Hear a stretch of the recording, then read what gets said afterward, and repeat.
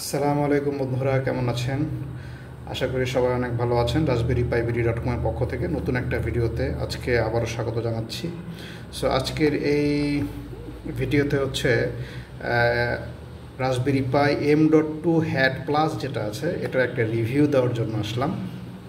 এই জিনিসটা আসলে কেমন এবং এটা আনবক্সিং করব, দেখাবো যে ভেতরে কি আছে না আছে ইত্যাদি।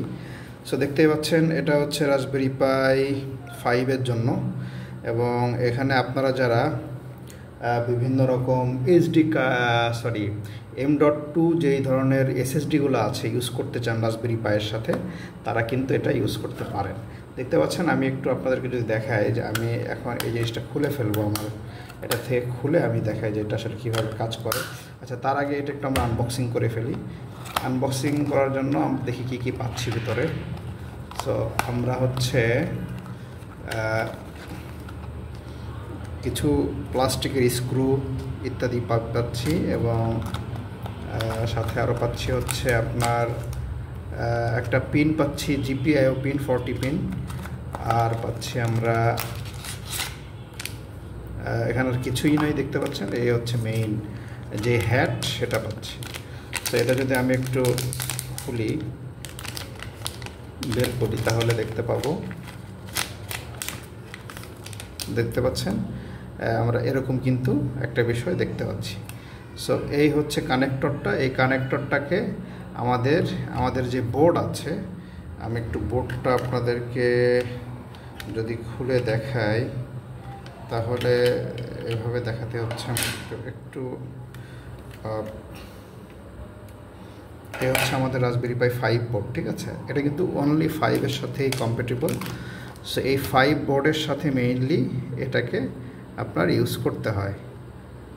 সো আমি এটাকে লাগানোর জন্য আপনার যেটা করতে হবে, এই যে এখান থেকে, যেহেতু এটা ইনট্যাক্ট প্রোডাক্ট, সো এটা আর আমি খুলতে চাচ্ছি না, এবং এই স্টিকারটা ওঠানোর পরে এই স্টিকারটা, এই যে কানেকশনটা এখানে আমরা PCI কানেকশনটা আমরা এখানে লাগিয়ে দিব। এই যে এটা হচ্ছে PCI কানেক্টর, যে PCI কেবল আছে এটা এখানে লাগানোর পরে আমরা জাস্ট এটাকে আমাদের যে পিন আছে, আমরা যে পিনটা পেয়েছি এই পিনটাকে এখানে বসিয়ে দিব, এবং এটাকে কিন্তু এখানে অ্যাটাচ করে দিতে পারছি, ঠিক আছে? যেভাবে অ্যাটাচ করে দেওয়ার পরে এখানে আমরা M.2 SSD কিন্তু ইউজ করতে পারবো। আমি আপনাদের একটু দেখাই একটা এক্সাম্পল।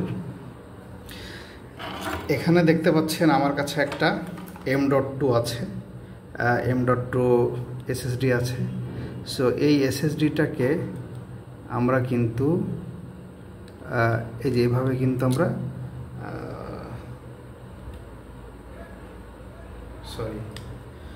এই যে এভাবে কিন্তু আমরা এটাকে ইউজ করতে পারি, ঠিক আছে? এই SSDর মধ্যে আমরা OS-টাও রাখতে পারি, এভাবে দিয়ে কিন্তু আমরা এটাকে ইউজ করতে পারি।